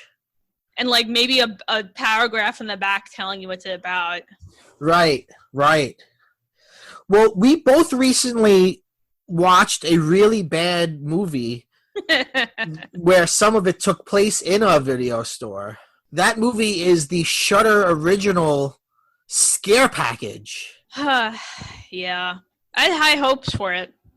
I did too. I thought, I love a horror anthology, and I thought, okay, a couple of, there's always some good ones and some bad ones with an anthology, but you get different directors and whatever. So I was like, okay, this would be, and I knew that it was like had a funny edge, and I only watched half of it. I couldn't get through the whole thing. Oh, you didn't finish it? No, I couldn't. I know that I told you I finished it, but when I said that, I was lying. That's fine. It was not a good movie. You watched the whole thing? Of course I did. You said we were going to talk about it. Yeah, we were originally going to do a mini-sode on it, but it was so bad. We were like, there's nothing here. Well, the thing is, you didn't finish it, and you're not going to finish it, and no one has Shudder anyway, so I'm not spoiling anything. But the movie sets itself up where it seems like the wraparound sketch or short would be the video store clerk. Right. That's how it sets itself up. And how you're getting the short, the horror shorts were like these were different VHS tapes. Yeah. That's what you think. But then the movie goes in a completely different left field, and like the horror video store owner gets kidnapped and then is in his own kind of horror movie thing. Really? And it makes no sense. I didn't get that far. How far did you get? I think the last vignette I saw was the one where it's like the men's rights activists, but they they turn out to be werewolves. Oh man, you cut out at the very, like, not even the middle, I think. I was about a third into it. Yeah, that one kind of sucked. They all were kind of bad. The second one is just a gore fest. It's just special effect. It's just not. Ugh. A lot of the vignettes were just like gore shock, which I said earlier, I don't really like that. But there were two of them that were mildly interesting, and the two that I thought were the most interesting were the ones without any gore in it. Baron Vaughn, who's a comedian, and he also created, which I'm not sure if it's still on the air, but a Comedy Central stand-up show called The New Negroes. He wrote and directed a vignette in this about a guy that's killed by some cultists and is brought back to life, and he's just brought back as a ghost and possesses a woman and just like tries to get back to what he needs to do. Which was complaining, like, keeps saying, I have so much to do today, but really all he was doing was watching television. So he's, like, in her body, like, goes home, and then just, like, turns on her television, and that's when she starts trying to fight for her body back. So it was, like, mildly interesting, but it could have been better, but it was much better than the werewolf men's rights activist circle jerk. I thought the movie, like, had a lot of... I think I'm smarter than I am aspects to it. Yeah, the very first vignette is like a guy who knows he's in a movie and he plays the role of like, he's always like the guy in the beginning that starts a story. Like he's talking to his friend about it and she's like, hey man, you're a cold opener. That's what you do. But like, it was kind of clever, but it didn't really make sense because it didn't have its own internal logic. It was kind of like, well, but, like, really, what are you? Like, is it your job? Why, like, who's making you, haunt this place? Like, who's making you cut the electricity? Like, it was like, what? Do you know you're in a movie? Like, it just... He says he's in movies. And the friend that he's talking to, it always plays a police officer that misses the mark. And that's her complaint. It's like, well, you complain about your job, but even if I'm... pointing my gun directly at his head, I always get a shoulder shot. Why do I always get a shoulder shot? Right, but the victims don't know that they're in a movie? Yeah, it like just you could take it apart in 3 seconds. Like, and we find out his name is Michael Myers. Yeah, that was a stupid joke. Right. It's really dumb. It's like it was a bunch of like it seems like someone took a bunch of funny ideas that they had and then just tried to make some sort of narrative into it. Whereas like it's like if you take everything apart in that vignette, they're kind of sort of funny things. Like what if in a movie there was a guy whose whole job was that he had to ruin or get the people killed? Yeah. Like that could have been something really interesting. Or, like, what if you talk to a cop who every time she has to go to work and in a confrontation, she can't shoot them for some reason? Like, these are sort of interesting ideas about horror movies that happen so much. And then it just doesn't really go anywhere. And that's basically what Scare Package is. Every vignette, they make a reference to something in horror movies, but they don't go anywhere. Right. It sucks. Yeah, it sucks. That's why we're not spending an episode talking about it, just this one segment. Yeah. What else? Oh, I've been playing recently. The Last of Us Part 2 came out, and everyone's been talking about it. So I'd never played Part 1, so I downloaded the remastered version of Part 1, and I beat it in like 3 days. I just ate through it, and now I'm playing Part 2, and like they're really good games. And I had always avoided them because they're zombie games, and I'm so over zombie narratives. You know what I mean? But the story in these games is actually really good. Like the acting is good in these games, and the dialogue is good. Like I think it's rare that you see a video game with good dialogue. Not anymore, though, Mike. It's like. This is where we are now. Video games are also like well written and have like character development and structure. No, I know, but like it's good dialogue the way like you would say a movie has good dialogue. Like it's like as good as a good movie. Not to say that movies are inherently better, but there's more emphasis on the writing in movies. I mean, like I played Red Dead. I was just gonna say that Red Dead Redemption 2 has like really good dialogue and plot. See, I think that the dialogue in these games is better, and has a sort of subtlety. I really like the end of the first game. Let's see. I'll say spoiler alert for the end of The Last of Us Part 1. Skip ahead a couple of minutes. In the end, you sort of achieve your goal. You play as this guy, Joel, he's trying to take this young girl, Ellie. She's immune to the zombies. She was bit but never turned. So he's trying to take her to this group of rebels called the Fireflies that will create a vaccine from her. And that's what you're doing the whole game. But when you get there, you know, you've had this long journey with these characters. And he went from, you know, it's sort of a lone wolf cub story. So he went from reluctantly doing this to like, now he really cares about the girl. And he finds out that to make the vaccine, the girl has to die. And he doesn't want her to die. And you, as the player, don't want her to die. So you kill all the doctors and you kill all the Fireflies to save her. And you feel good about saving her, but you also know that you just doomed the whole world. And that by saving this girl you care about, you know, millions of other people aren't going to be saved now. And the game knows and respects that that's complicated. The game wants you to walk away from it feeling like, I beat the game, but also like, I don't feel good about it. I feel weird about it. There's even a moment where you're going in and first you have to make your way through the hospital and kill all of the soldiers. But then when you get into the surgery room, you have to kill the doctors, and they're just doctors. You know, they don't have guns. One of them is cowering in fear, and you have to kill her. And it's like, it really drives the point home with like, wow, like look at what you're doing. It's for a game to make you think about violence in that way, and the way to think about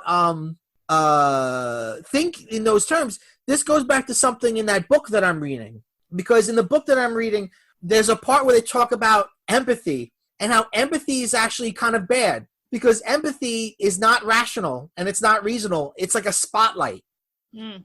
You know, a lot of people would say, oh, I want to save the girl because I care about the girl, and not caring about everyone else in the world who would be saved by making the vaccine.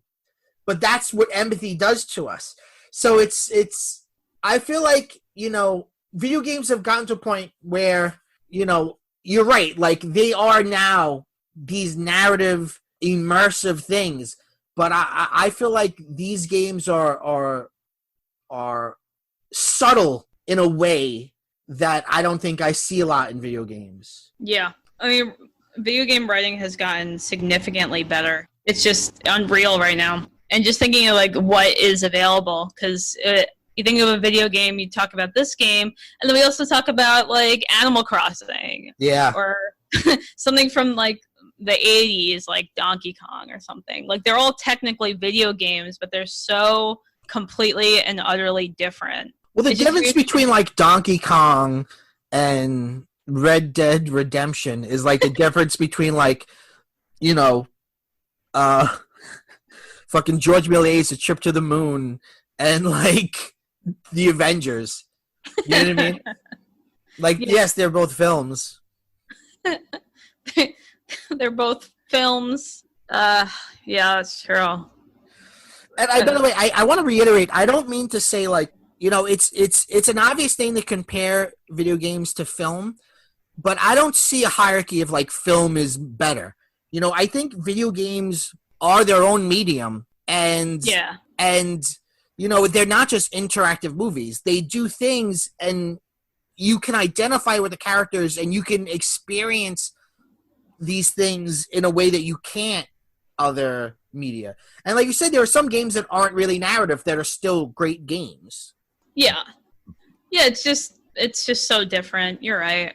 Do you ever think there's going to be kind of like a middle ground? Are we going to get to a point where a movie is completely interactive? Like, I think of how we're kind of in this place where Netflix is coming out with interactive movies. Yeah. Like Choose Your Own Adventure, which, by the way, is copyrighted. Did you know that? Yeah. You can't actually call your product Choose Your Own Adventure. Yeah.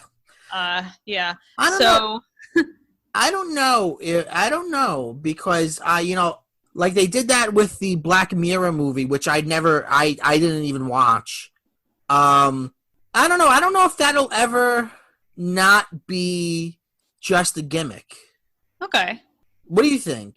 I don't know, because it does seem like a gimmick and kind of novel, but Netflix also released a Kimmy Schmidt movie that isn't interactive. Yeah. Which I watched it. It's kind of fun. It's okay. I didn't watch Bandersnatch because Black Mirror really bums me out, and I don't want to be bummed out. Yeah. I don't want to make a choice and then be bummed out about it. Yeah. But if you make a choice in the Kimmy Schmidt universe, like, what's the worst thing that happens? Like, Kimmy Schmidt dies. Like, who cares? Did you watch it just once, or did you go through it and make different choices? I went through it just once, and I started to do a second time, but then I was kind of like, so there's a decision where you have to make. So like the whole premise is Kimmy Schmidt's getting married, and she has to go, and she's at the bridal shop, and she has to choose between her two best friends to go with her. So the first time I chose Titus, who's played by Titus Burgess, and that's like the narrative of the movie. It's like her and Titus on this adventure. The second time I chose Jacqueline, who was at various times her employer and her friend. But when you choose Jacqueline, the story doesn't go anywhere. You actually die. Because in like all these weird like decisions, somehow they end up in an airplane that Jacqueline's son is piloting, but he's really bad at it, so the plane is crashing. So do you think in some ways the Kimmy Schmidt movie is almost like a parody of the Choose Your Own Adventure thing? Yeah, a little bit, but they do make a few meta references to it. And there's even a really dark scene where she like tortures and kills her kidnapper at one point, because you can make a decision whether to kill him or to hurt him or to not shoot him at all. Yeah. And I did all three of those, and it just gets really weirdly dark. But yeah, it's a little in the way of parody, but it's also very different from what I imagine the Black Mirror thing. Right. But honestly, I don't know, because every time I think of when I'm really sure about how technology works and what trends are, I'm not always right. So I mean, it's a way to use the medium of streaming digital content. I mean, the medium, and that's probably why they're doing these experiments, because the medium very easily lends itself to that type of play. Mm. So it is possible that it would become more of a thing. And certainly a lot of games have that.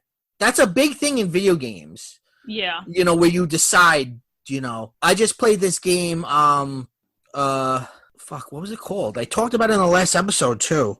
Oh, Those That Remain. And in that game, you're constantly asked to either forgive people or condemn them. And it will, of course, change the ending depending on what you do. Yeah, I remember the first game that I remember really did that, or like that struck, at least I was aware of, was the BioShock series. Yeah. That had a different ending depending on what you chose to do. Not saying that was the first time that video games did that, certainly not, but it's definitely one that I always stuck with me because it's like a big decision, right?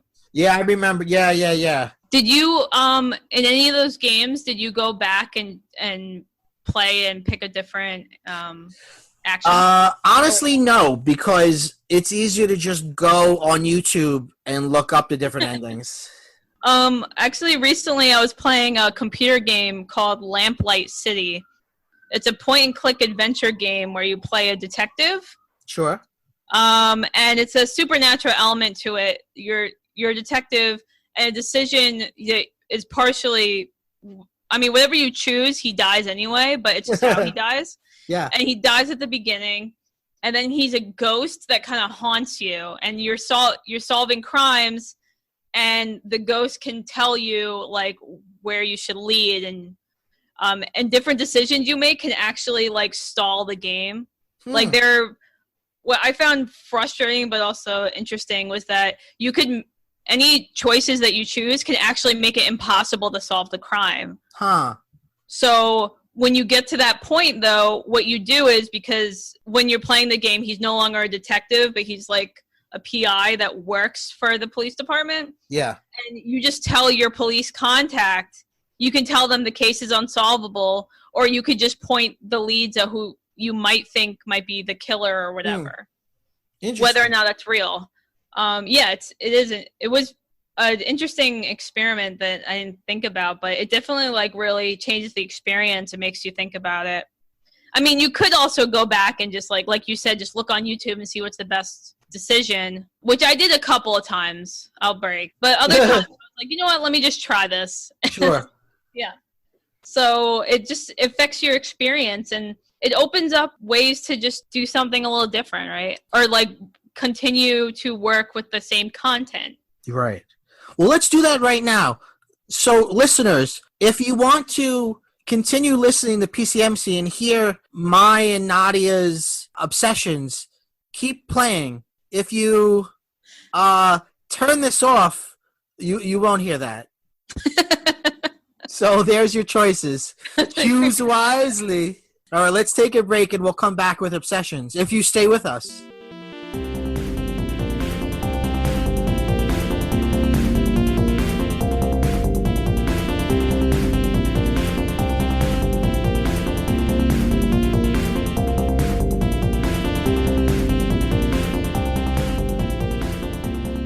Welcome back to PCMC. I'm Mike Bongiorno. I'm joined today by Nadia Kader. Nadia, how are you? Good. How are you doing, Mike? Fantastic. Nadia, I'd like to know if you have a current obsession. My current obsession are the 90s Star Trek series, Voyager and Deep Space Nine. What about Next Gen? I watched Next Gen a few years ago. I wanted to get into the shows that I haven't seen before. Now, I'm somebody who, believe it or not, is not really a Star Trek fan. I've only ever really seen the Star Trek movies. And I've seen a smattering of episodes of Next Gen. I don't think I've seen any original series episodes. So I'm not against Star Trek. I just haven't gone there. What are you getting from these 90 Star Trek episodes? Well, you know, I feel like I'm in a place in my life where I just kind of want to be cozy. Sure. And I want to, like, see a future that's hopeful. Okay. And I think Star Trek as a whole in general is very hopeful because it comes from this idea of humanity reaching a point where they are, like, they're explorers. Because there's no capitalism on Earth anymore. So in the Star Trek universe, after the original Star Trek, Earth and a couple of other planets formed a federation, which is like a galaxy-wide government. Uh-huh. And they have like rations, but they don't really have money so far, unless they're dealing with species that has a currency system. Yeah. And the idea is like the Federation is this big kind of military-esque government, but they're explorers, so they explore Earth, and that's like it's really more about getting experience, than monetary compensation. But there are times, at least in the movies, where there are bad guys within the Federation. Yeah, I mean there has to be conflict. Right. Gene Roddenberry had this vision for a series where we were in a future where no one was discriminated against and there was equality and everyone worked together towards a greater good. That's his idea. Yeah. The problem with that is that his idea was like he didn't want conflict. So, but it's like that's what media is. That's not a show then. It's not a show then. It's just people having a nice time, right? So they had to introduce conflict. So there is war, and there is aspects of, like, I guess you could call it racism. It's just, I like thinking that there's a future where people, like, their main idea is, or their driving force in life is to just explore different species and lives. Yeah. And, like, travel in space. Not like SpaceX, you know? Yeah, I feel you. So I watched all of Voyager from March to May, because these were cable shows, so they were, like, you know, hour-long episodes, and there were 23 episodes a season. Yikes. It took me quite a while. Wow, that's a lot of TV. Yeah, I mean, the first month or so when COVID happened, I was working from home, but they didn't have any work for me to do. So I had a lot of TV time. And now when I'm doing work, I sometimes just like to have something on in the background. Where are you watching these shows? They're both on Netflix. Oh, they are? Okay. Yeah, so Netflix has the original Star Trek series, which I haven't seen. You haven't? Really? That's interesting. You don't need to watch the original series. I know, but part of me would still want to start with it. I definitely understand that. And I've been that person before, but you also have to consider it's a sci-fi show from the 60s that had a shoestring budget. Right. There's only so much I can handle, like a toy spaceship just, like, moving around a line. I feel that way about early Doctor Who. Yeah, like, can you watch Doctor like It's hard to watch early Doctor Who. And you don't need to. No, you don't. You don't. So, like, Star Trek has its own kind of, like, stuff going on. Voyager was an interesting premise. It was the first female starship captain. Due to a mishap, an alien species, like, transported their ship into a different galaxy that is 60,000 light years away. So it would take them 60 years to go back to Earth. So they're completely stranded somewhere where humans have never been before. So that's what that series is about. Interesting. It was a good concept. It was also an introduction or a continuation of the Borg. Do you know the Borg? Yeah. So that was a species, and a lot of Star Trek stuff that we take for granted now actually comes from Next Generation, not from the original. So the Next Generation introduced the species of the Borg, which is a hive mind, advanced technological species that learns from basically kidnapping people. And so what they do is they assimilate them and they become a part of the collective. Okay, yeah. So it's kind of like a almost insect kind of thing. So in Voyager, they introduced this character called 7 of 9, who was a collective that they, for the first time in, like, Star Trek, like, history, they took her out of the assimilation. They brought her humanity back. So a lot of the side stories with this character, 7 of 9, is her relearning how to be human because she was part of a Borg for so long. So she grew up with the Borg, so she didn't know, like, human interactions or how to think for herself. Did the good guys save her, or did the Borg let her go?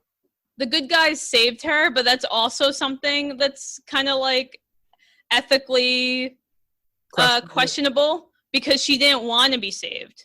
Right. And there's kind of, like, the starship captain is very, like, kind of weirdly maternal towards her, but just kind of tries to make decisions for this grown woman because she saved her from the collective. So what I like about Star Trek in general is that it deals a lot with ethical questions that I think media doesn't always deal with. And there are episodes where it's just revealed that whatever decision that they make isn't always the best choice. And that's something that they have to live with. Or it's a decision where they realize that something they've taken for granted might not be the best example. Like when you say, like, the Star Trek movies, there's always, like, an evil Federation person. I mean, that's also true. It's just like the Federation is this ideal kind of government, but it's also in a weird way almost totalitarian because you're either part of the Federation or you're not. And a lot of species aren't, and that's how they deal with them is questionable. the thing I like about Star Trek is that even when the worst is happening and there's wars and fighting and people dying, there's still like this like glimmer of hope that things could be interesting. But Star Trek also brings about a lot of like interesting ideas of humanity. Mm-hmm.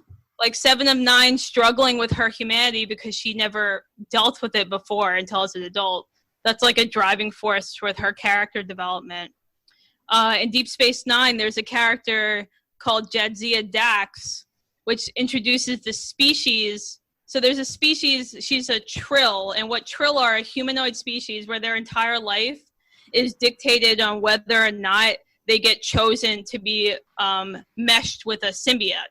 Uh-huh. So they spend their whole life like training, like reading and studying, and the government decides whether or not that you're a perfect match, and they put this parasitic worm in you. And this parasitic worm called the symbiote can only live in these humanoid species, and when it's inside you, you become a part of its story. So Jadzia Dax is the symbiote, Jadzia is the new host. So Jadzia is like 28, but the symbiote has lived through like 8 different lifetimes. So she carries her experience as a separate person, but also all the other experiences that have died. So it's like also dealing with kind of stuff like that. It's just so much world building and just a lot of different like species and these ideas on what this means. And I just like this ethical shit, honestly. I just like thinking about it.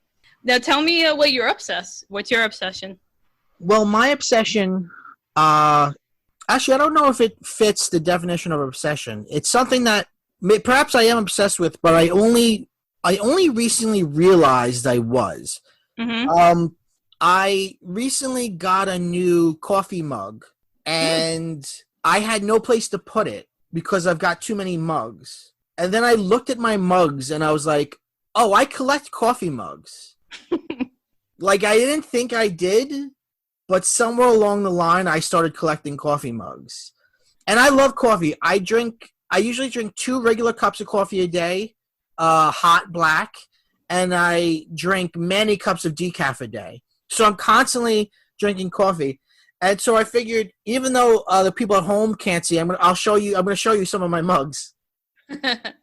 This is a mug from the Broadway show Beetlejuice. You saw it? Yes. It's black, and when you pour hot liquid in it, the white stripes of Beetlejuice's outfit appear. Mm-hmm. I love a color-changing mug. That's great. You got that. This is a Baby Yoda mug. It's got Baby Yoda on it. He's got his little drink, and it says, "Coffee I need." This is a grown-up Yoda mug. It's ridiculous. It looks like Yoda's head. It's got giant ears. I would never actually drink out of this. It seems impractical. Yeah, it's very impractical.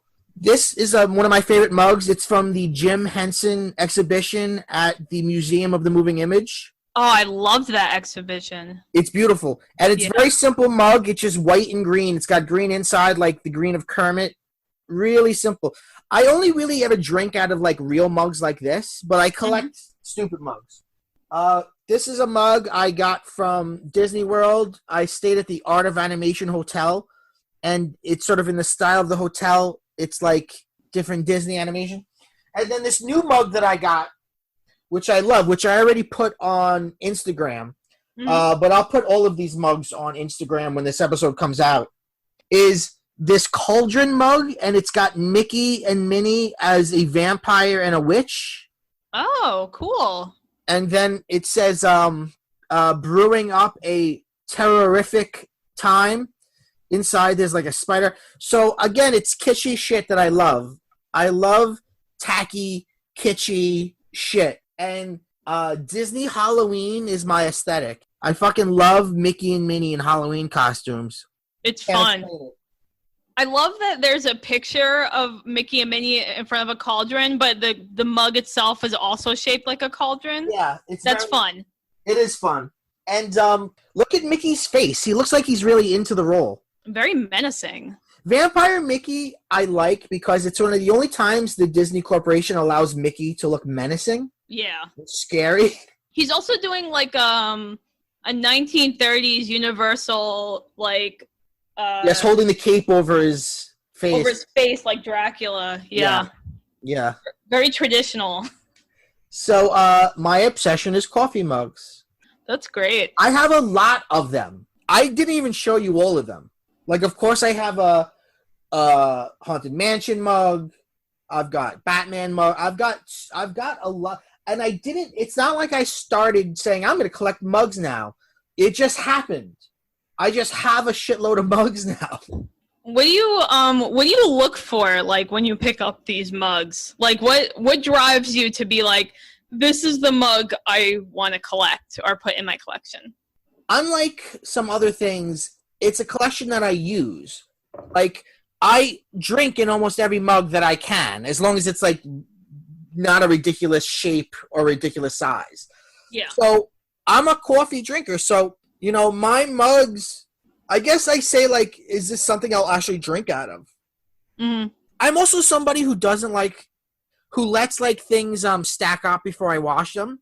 So, like, at any given time in my room, like, or down in the basement where I record and have all my toys, there'll be, like, 4 or 5 mugs here. Because instead of, like, washing one, I'll just take a new one. And they all get brown on the inside because I drink black coffee, but I don't mind that because they're my mugs. You do what you want with them. They're your mugs. Fuck yeah. I feel like I like to express myself through mugs. I like your collection. It's fun. Yeah. Mugs are fun. All right. This has been a wonderful episode of PCMC. I'm so glad to have had you back, Nadia. Thanks, Mike. I'm really glad that Zoom has made this possible. I know. Me too. PCMC is a podcast that's available anywhere podcasts can be found. Follow at Pop Culture Man Show on Instagram, at PCMC Pod on Twitter, and at PCMC Pod on TikTok. We end every episode by saying, Go bye-bye.